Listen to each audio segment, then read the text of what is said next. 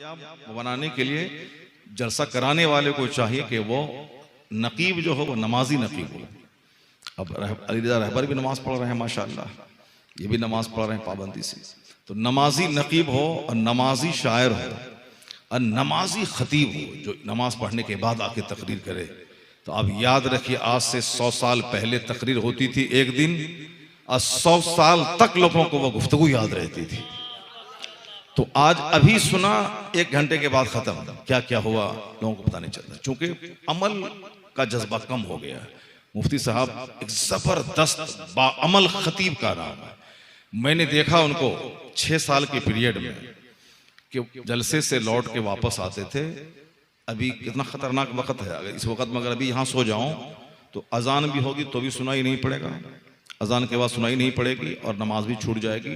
कई बार ऐसा हुआ, इस वक्त अगर आके कुर्सी पर लेट गए, सोए नहीं कि नमाज पढ़ने के बाद सोएंगे, तो इतनी खतरनाक नींद कभी कभी आई कि ना अजान की आवाज़ सुनाई दी, जमात हो गई, सलाम जब पढ़ने लगे।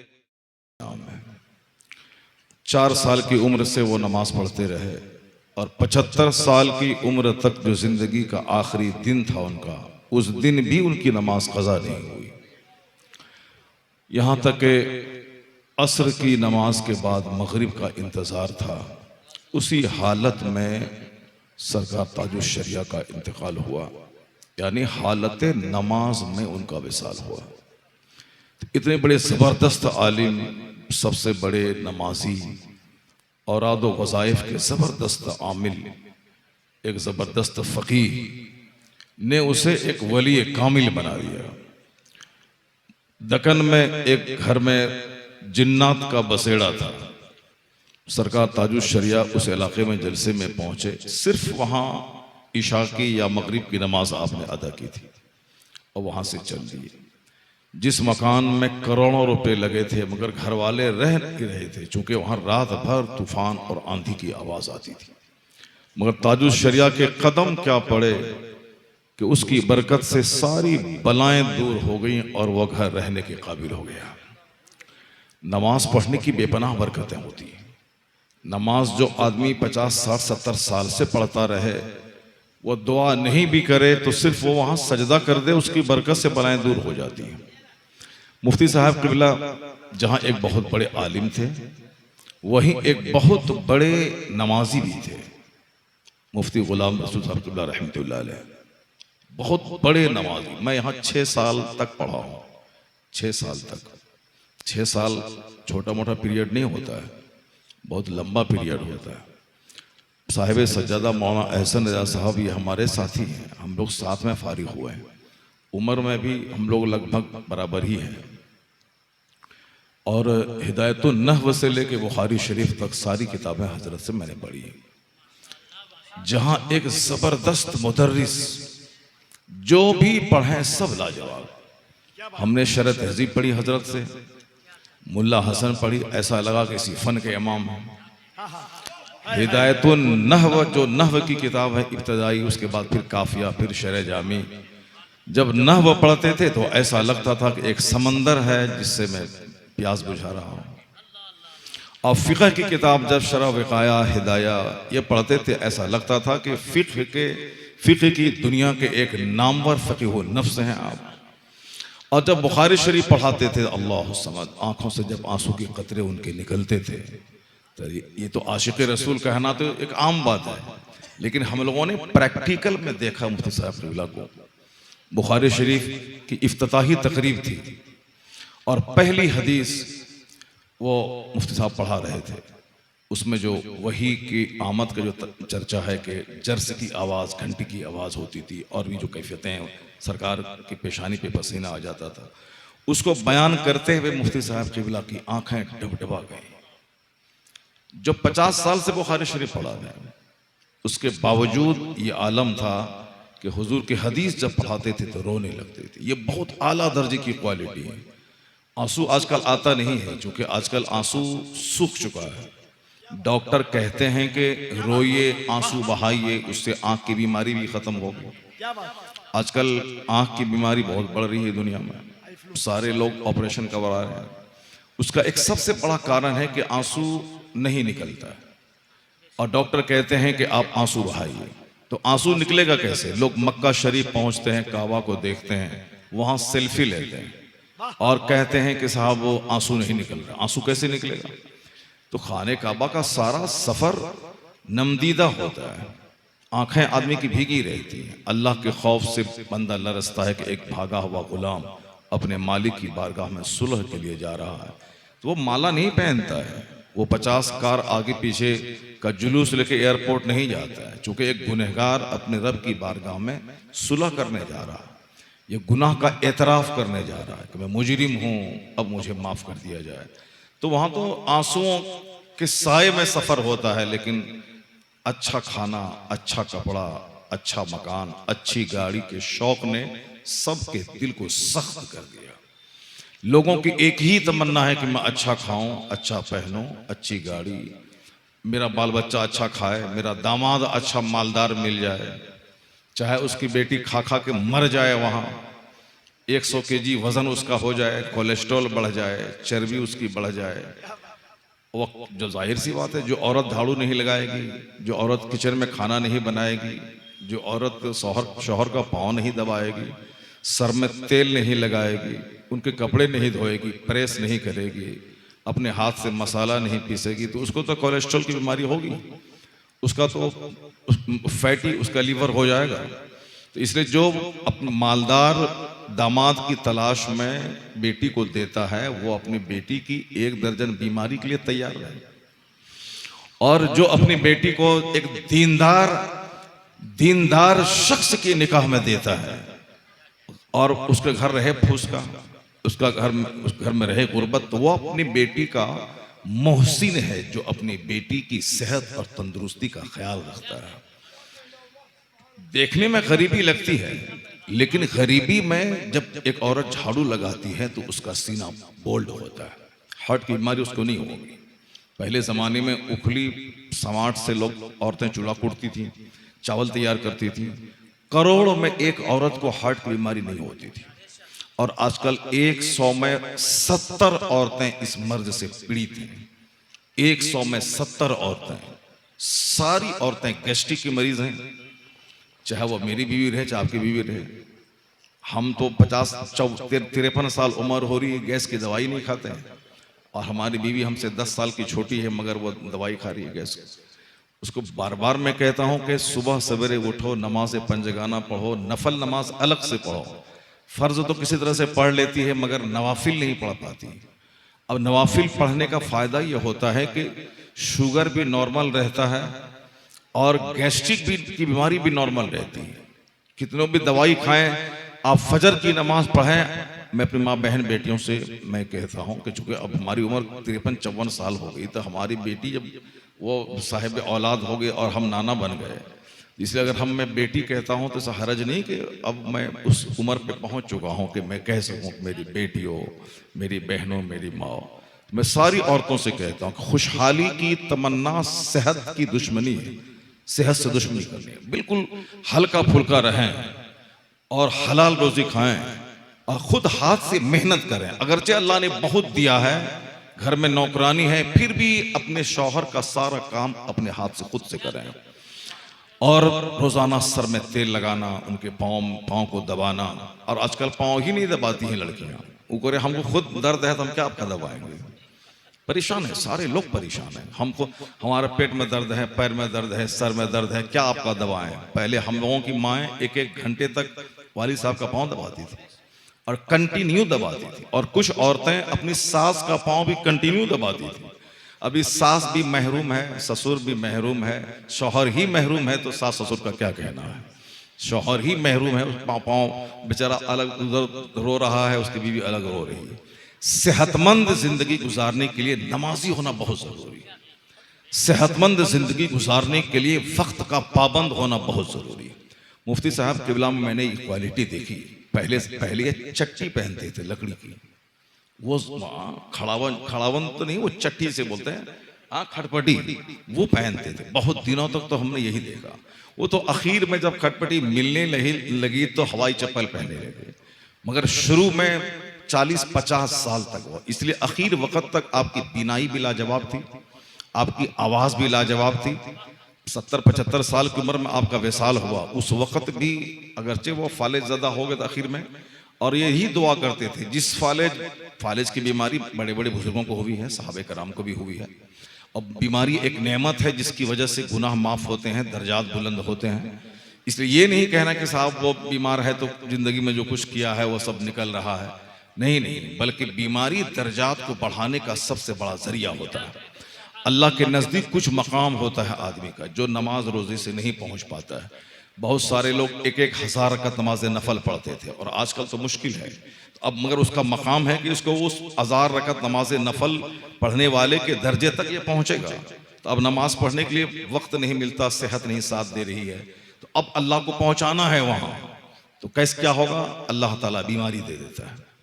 अब उस बीमारी पे उनको सब्र की तौफीक दे देता है, और उस सब्र की वजह से 1000 रकत नमाज नफल पढ़ने वाला जिस बुलंदी को पहुंचता है, उस बुलंदी पे इस साबिर को अल्लाह पहुंचा देता है।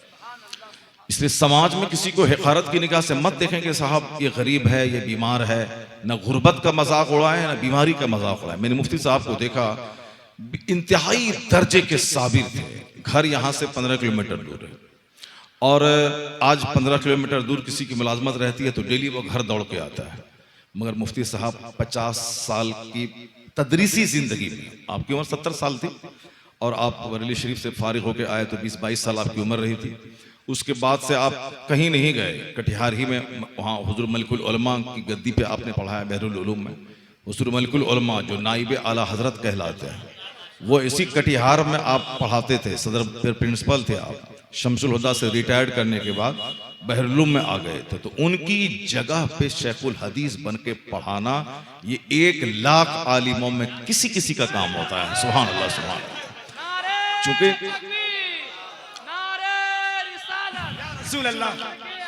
जिंदाबाद जिंदाबाद जिंदाबाद। अब है कि हम लोग क्या जाने कि हीरे की पहचान ही नहीं है। हीरे की पहचान तो जौहरी को होती है ना, हीरा किसे कहते हैं। यहाँ तो हम लोग सोना को भी नहीं पहचान पाते। मुफ्ती साहब क़िबला को आम लोग नहीं पहचान पाते, क्योंकि आम लोग उसी को बड़ा मौलाना समझते हैं जो बहुत अच्छा जुब्बा पहने, बहुत बड़ा साफा पहने और जलसा जुलूस में खूब जाए, कार खरीदे, बाइक पे चले और खूब धमाकेदार तकरीर कर दे, बहुत बड़ा मौलाना है। हालांकि ऐसा नहीं है। बड़ा मौलाना वो होता है जो दरसगाह में बैठकर बुखारी पढ़ा है, उससे बड़ा कोई मौलाना नहीं होता। तकरीर करना भी बहुत मुश्किल काम है, मगर उससे बड़ा मुश्किल काम है बच्चों को सबक पढ़ाना। दरसगाह में बहुत टफ और बहुत मुश्किल काम है। मुफ्ती साहब क़िबला आप जान लें, एक जबरदस्त खतीब थे, और मुझको तकरीर करने का जो शौक पैदा हुआ आज से 35 साल पहले, मुफ्ती साहब की तकरीर मैंने सुनी थी कई जगहों पे, तो उनके जुमले और उनके अल्फाज की मैं नकल बच्चों की महफिल में करता था, मुफ्ती साहब की नकल करता था।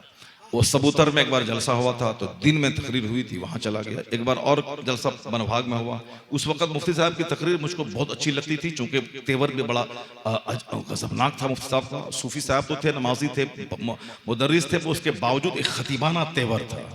जो तेवर एक मुश्ताक अहमद निज़ामी साहब का था, वो तेवर मुफ्ती साहब को लगा। पुराने ज़माने में तो रिकॉर्ड का मसला ही नहीं था, वरना जिनके पास अगर टैप रिकॉर्डर है वो तकरीर सुन लें तो फिर दूसरे को भूल जाएंगे। वो जबरदस्त खिताबत करते थे, मुश्ताक अहमद रामी की याद ताज़ा हो जाती थी। तो मैंने 2-4 तकरीरें पढ़ने के ज़माने में हजरत की सुनी, तो उसको बच्चों के साथ बैठा करके अपने घर में, मदरसे में उनकी तकरीर को रिपीट करते थे। आज तक मुझको याद है कि सबूतर में आज से 40 साल पहले उन्होंने क्या कहा था। तो उनकी तकरीरें सुन सुन के बहुत सारे लोग खतीब हो गए, और खिताबत भी लाजवाब, दरसो तदरीस भी लाजवाब, तकवा भी लाजवाब। सुभान अल्लाह। बहुत सारे लोग तकरीर करते हैं तो नमाज ही नहीं पढ़ते हैं। बहुत सारे शायर लोग नात पढ़ते हैं तो नमाज ही नहीं पढ़ते हैं। नादिर जमाली नमाज पढ़ते हैं, ये इनके बारे में नहीं कह सकता हूँ, ये नात पढ़ते हैं। मगर बहुत सारे लोग हैं जो नमाज ही नहीं पढ़ते हैं। इसलिए उस नात खाने की बरकत नहीं होती है। नात सुने तो आदमी रोने नहीं लगे, दिल मदीना की हाजिरी के लिए बेचैन न हो जाए तो बेकार है। वो नात खानी होती है। तो वो करेगा कौन? जो इशा की नमाज पढ़ने के बाद स्टेज पे आकर के नबी की नात पढ़ेगा। तो वो नात पढ़ेगा तो वो खुद मदीने का मरीज हो जाएगा और सबको बीमार कर डालेगा वो। सारे लोग धान बेच बेच के मदीना पाक जाने लगेंगे। वो चूंकि अब वो खुद नमाज नहीं पढ़ता है बेचारा, क्या करेगा। इसलिए जलसा कामयाब बनाने के लिए जलसा कराने वाले को चाहिए कि वो नकीब जो हो वो नमाजी नकीब हो। अब अली रज़ा रहबर भी नमाज पढ़ रहे हैं माशाअल्लाह, ये भी नमाज पढ़ रहे हैं पाबंदी से।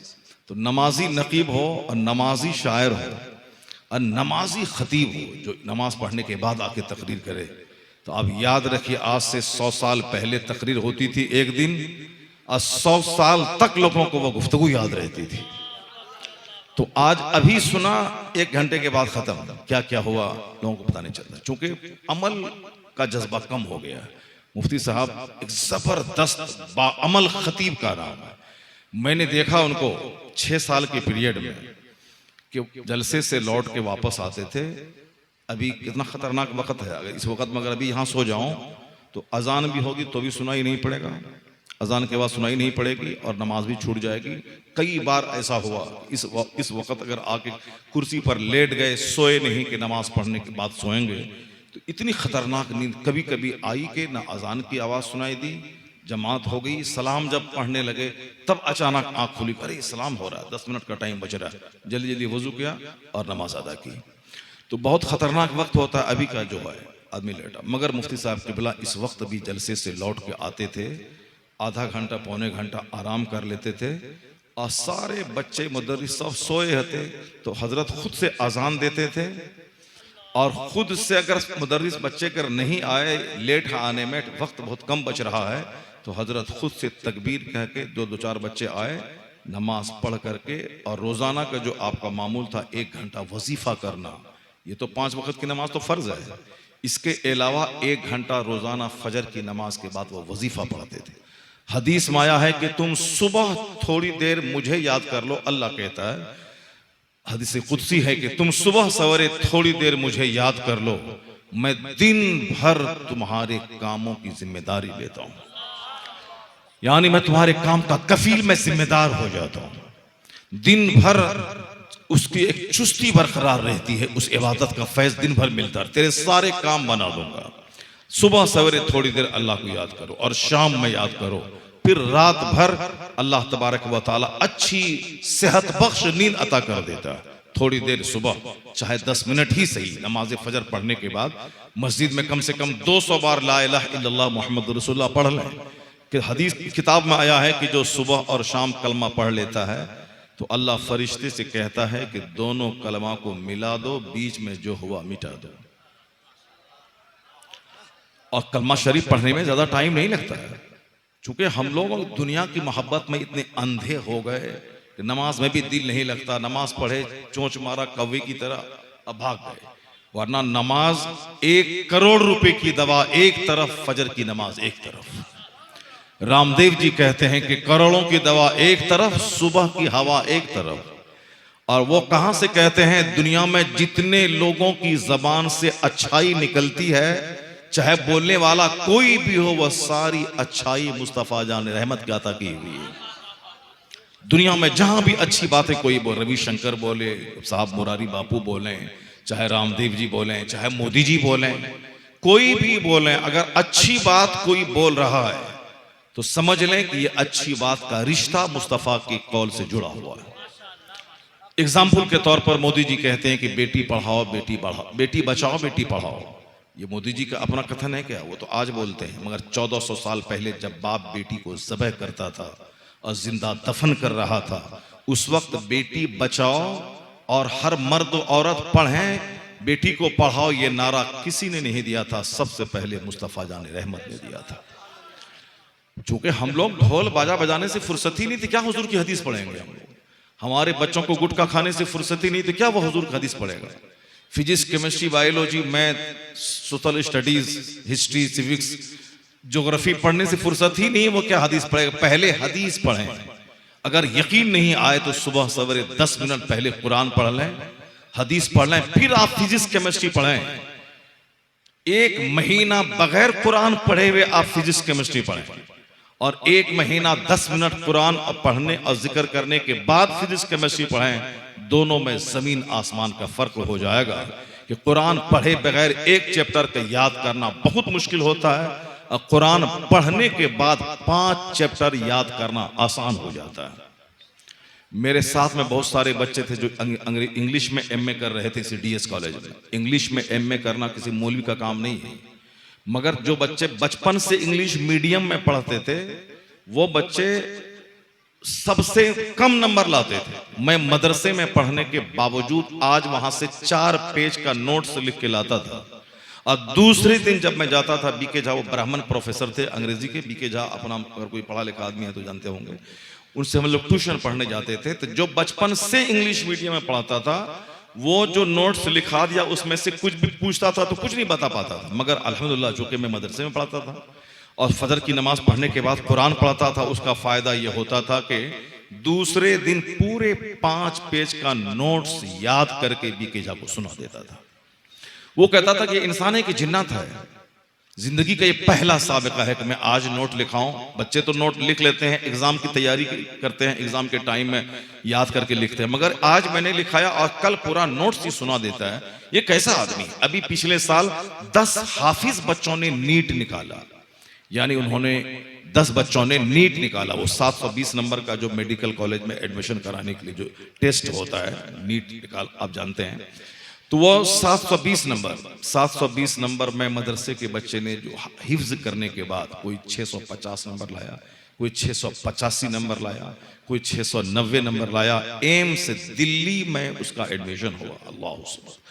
जो बच्चे बचपन से स्कूल में पढ़ते थे वो तो 300 से ज्यादा नंबर नहीं ला पाए, अगर लाए भी तो 500 नंबर लाए, कोई 600, मगर 685 नंबर लाना 720 में, और हिंदुस्तान का सबसे बड़ा मेडिकल कॉलेज एम्स दिल्ली, उसमें एडमिशन होना, ये सिर्फ कुरान करीम की तिलावत की बरकत है। तो आप लोग भी यहां से जब जाएं, मुफ्ती साहब की जिंदगी को मैंने देखा है, 6 साल में एक वक्त की नमाज भी आपकी कज़ा नहीं हुई। अल्लाह समद।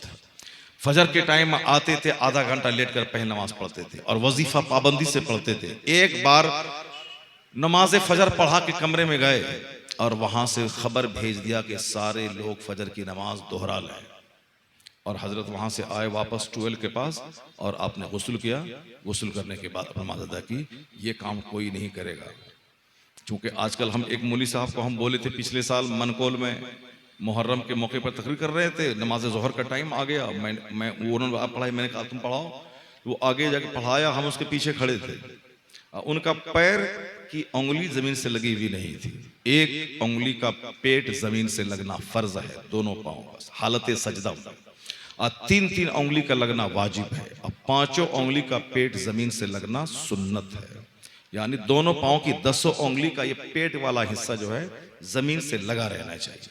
बहुत सारे लोग नहीं ध्यान देते हैं, या तो उसकी उंगली टेढ़ी रहती है या फिर तवज्जो नहीं रहती, नमाज नहीं होगी अगर एक उंगली भी नहीं लगी रही जमीन से। उसका पेट कोना नहीं बल्कि पेट का हिस्सा अगर नहीं जमीन से लगा रहा तो नमाज ही नहीं होगी। उस मौलवी साहब का नहीं था, तो हम उसके पीछे नमाज पढ़ रहे थे, नजर तो पड़ेगी पाँव कैसा है। हमने उसको बेइज्जत नहीं किया उसको, मैंने कि भाई अरे मौलवी साहब आपका पाँव सही नहीं है, नमाज दोहराई, नमाज नहीं, बल्कि मैंने कान में उनसे कहा कि पाँव की उंगली सही नहीं थी, नमाज नहीं हुई, इस नमाज को आप दोहरा दीजिए। वो नमाज दोहरा लिया, मगर बाद में इतना बड़ा हंगामा खड़ा कर दिया, वो सबसे मेरी शिकायत करता था, हजरत ने उसको जलील कर दिया, हजरत ने उसको जलील कर दिया, हजरत ने उसको जलील कर दिया। जबकि बड़े बड़े बुजुर्गान दीन भी नमाज पढ़ते थे, अगर कोई कमी रह गई तो उसको दोहराने के लिए कह देते थे कि नमाज दोहरा लो। मगर ये जाहिल मौलवी, कम पढ़ा लिखा आदमी गाँव देहात में नौकरी कर रहा है, तो वो मैंने उनको कहा तो वो नहीं, अब प्रेस्टीज का इशू बना लिया कि साहब, और क्या बोलता है कि हमको कमरा में कह दिए होते, हमको कमरा में बोलते, सबके सामने बोल दिया। बेवकूफ कहीं का, नमाज सबकी बर्बाद तुमने यहाँ किया है और हम कमरा में तुमको कह देते उसको। बताइए, यही तो इस्लाम का तुर्र इम्तियाज है कि जहां भी फॉल्ट नजर आए कोई भी मुसलमान कह दे उसको। इमाम साहब क़िरात कर रहे हैं, गलती हुई, एक काना आदमी भी पीछे अगर खड़ा है और उसको मालूम है गलती कर रहे हैं, वो भी वहां से टोक सकता है। यही है इस्लाम का साफ सुथरा निजाम कि हाँ, जो भी अच्छा हो उसको सराहना और किसी से भी गलती उसको टोक देना। मैंने उसको गलती को टोका, मगर वो प्रेस्टीज का इशू बना लिया, मेरी गीबत और शिकायत करना शुरू किया। मुफ्ती साहब ट्वेला में क्या हुआ, उस नमाज नहीं हुई, किसी को मालूम नहीं था, लेकिन उन्होंने महसूस किया कि नमाज को दोहराना चाहिए। उन्होंने खबर किया कि सारे लोग नमाज दोहरा लें और ख़ुद आपने गुस्ल की और नमाज अदा की। ये कुतुब अब्दाल बुजुर्गों का ये कारनामा होता है। मुफ्ती आजम कटियार एक ज़बरदस्त, जो उनके करीब रहे, उनको बहुत गौर से देखा और जाना कि इनकी शख्सियत लाजवाब। और जो दूर से रहा, भाई भतीजा गांव समाज का समधी, ये वो करना शुरू किया, तो उसके नज़दीक तो एक मामूली सा मौलवी नज़र आता था। लेकिन जो उनसे पढ़े, जो उनके करीब रहे, वो जानते थे कि इस इलाके के अगर कुतुब में कह दो मुफ्ती साहब को तो कम है। अब इंतकाल कर गए, आपने उनकी ज़िंदगी को नहीं पाया, ज़िंदगी में महसूस नहीं किया, तो अब एक रास्ता है कि उनके मज़ार पाक पे हाज़िरी दीजिए, वहाँ के फातिहा पढ़िए, उनके लिए दुआ कीजिए, उनके वसीले से अपने लिए दुआ कीजिए। साहिब कब्र से जाके मांगना नहीं, मुफ्ती साहब को बेटा दे दीजिए, मुफ्ती साहब को बेटी दे दीजिए, ये बिल्कुल नहीं बोलना है। पंडवा शरीफ में भी नहीं बोलना है, अच्छी बाजार में भी नहीं बोलना है। और जहाँ फॉल्स मज़ार है वहाँ तो जाना ही नाजायज़ और गुनाह है, जो फर्जी मज़ार लोग बना लेते हैं। जो असल मज़ार है वहाँ भी जाके ये नहीं बोलना है कि मुफ्ती साहब को बेटा दे दीजिए, खबरदार, कभी नहीं बोलना है। वहाँ जाके अल्लाह रब्बुल इज़्ज़त से दुआ करनी है कि इनकी कब्र का वास्ता है, मेरी मुराद पूरी फरमा दे। चूँकि अल्लाह वाले जहाँ आराम करते हैं वह जगह भी बावज़न होती है, बाबरकत हो जाती है। कहीं भी नहीं और कभी भी नहीं। हदीस में आया है कि जूती का तिस्मा भी टूटे तो अल्लाह से सवाल करो। और इसी का नतीजा है कि आदमी घर में रहता है, या बाबा मखदूम, या मखदूम बाबा अलमदद, या बाबा अलाउल पंडवी अलमदद, या फला अलमदद, ताजुल शरिया अलमदद। नहीं बोलना चाहिए। अगरचे जायज़ की एक सूरत है, फिर भी आम लोगों को हरगिज़ नहीं कहनी चाहिए। हमेशा अल्लाह से मदद मांगें, हमेशा अल्लाह से मदद मांगें, और नेक लोगों का वसीला दें। और मदद मांगने की सूरत है कि अल्लाह से मदद मांगने के बाद गौस पाक से मदद मांगते हैं, फौरी गौस पाक की तरफ तवज्जो को टर्न करना होगा, वरना उठते बैठते ताजुल शरिया अलमदद, आला हजरत अलमदद कभी नहीं कहना चाहिए। अल्लाह से मदद मांगें। जूती का तिस्मा भी टूटे, हुजूर ने कहा है अल्लाह से मांगो। कुरान शरीफ में आया है कि उजीबो दावत दाइज़ा दान, मैं दुआ कबूल करता हूँ दुआ करने वाले की जब वो दुआ कबूल करता है। तो यहाँ दुआ कबूल होती है, नेक लोग हैं, आप यहाँ आएँ और अल्लाह से दुआ मांगें। जो दुआ घर में कबूल नहीं होगी वो यहाँ हो जाएगी। चूँकि हम गुनहगार हैं, मुजरिम हैं, मगर अल्लाह वाले जहाँ आराम करते हैं उनकी कब्र मकाम मुस्तजाब बन जाती है। सुभान अल्लाह।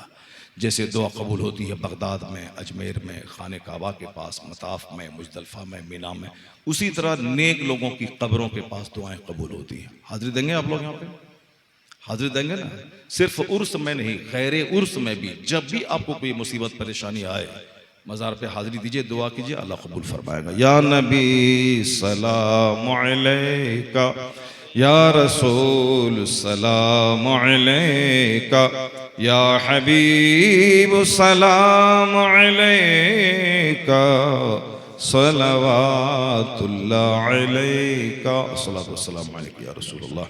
या अल्लाह अपने करम से इस महफिल को कबूल फरमा। जो कुछ भी तेरा और तेरे महबूबीन का जिक्र जमील हुआ इसे कबूल फरमा।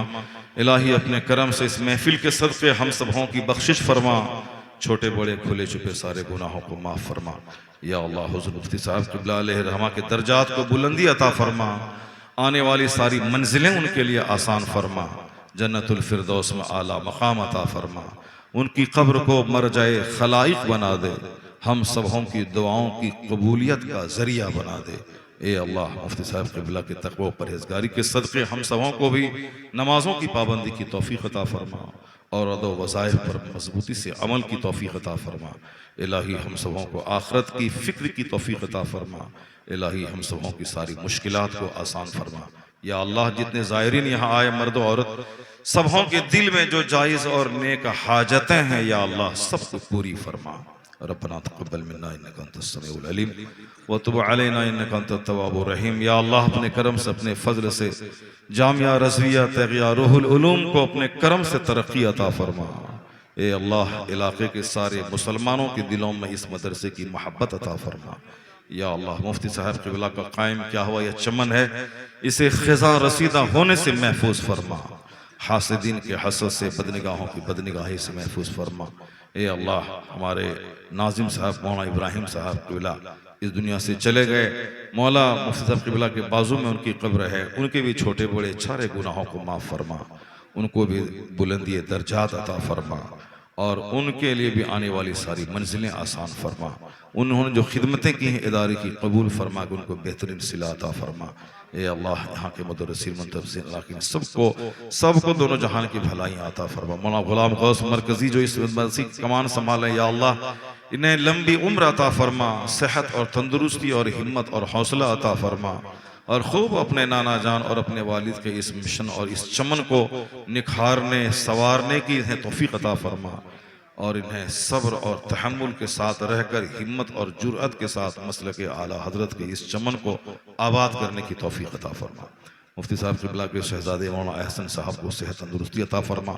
एक भारी खतीर रकम खर्च करके इस मजहबी तकरीब का इनेकाद करते हैं और अपने वालिद गिरामी की रूह के इसाले सवाब का एहतमाम करते हैं। या अल्लाह इनकी इस नेकी को कबूल फरमा, खूब इनके हाथ में अवाम के लिए शिफा अता फरमा, लोगों की मुश्किलात को हल करते हैं उनके हाथ में शिफा अता फरमा। या अल्लाह मौलाना नादिर जमाली साहब की वालदा का इंतकाल हो गया 4-5 दिन पहले। इलाही मुफ्ती साहब क़िबला के सदक़े जुमला औलिया सालिहीन के सदक़े इनकी माँ की मग़फ़िरत फरमा, और उनके बाल बच्चों को सब्र व तहम्मुल अता फरमा, और उनके सारे पसमानदगान को सब्र जमील अता फरमा। ए अल्लाह हम सबों के घरों में बरकतें अता फरमा, पूरे हिंदुस्तान के मुसलमानों पर रहमो करम की बारिश फरमा, पूरी दुनिया में इस्लाम और सुन्नियत का बोलबाला फरमा, इस्लाम दुश्मन ताकतों को नेस्तो नाबूद फरमा, इस्लाम दुश्मन ताकतों का मुंह काला फरमा, इस्लाम दुश्मन ताकतों शरीरों को कैफरे किरदार तक पहुंचा दे। ए अल्लाह इस्लाम और सुन्नियत का झंडा बुलंद फरमा दे, पूरी दुनिया के मुसलमानों को दोनों जहान की इज्जत अता फरमा दे, दोनों जहान की रुसवाइयों से बचा दे। रब्बना तक़ब्बल मिन्ना इन्नका अंतस समीउल अलीम व तुब अलैना इन्नका अंतत तव्वाबुर रहीम। सल्लल्लाहु तआला अला खैर खल्क़िही व नूर अर्शिही सय्यदना मुहम्मदिन व आलिहि व सहबिही अजमईन बिरहमतिका या अरहमर राहिमीन। आमीन आमीन आमीन बिहक़ ला इलाहा इल्लल्लाह। ज़ोर से बोलिए ला इलाहा इल्लल्लाह, और ताकत से ला इलाहा इल्लल्लाह, और सीना खोल के ला इलाहा इल्लल्लाह मुहम्मदुर रसूलुल्लाह सल्लल्लाहु तआला अलैहि व आलिहि व सहबिही वसल्लम।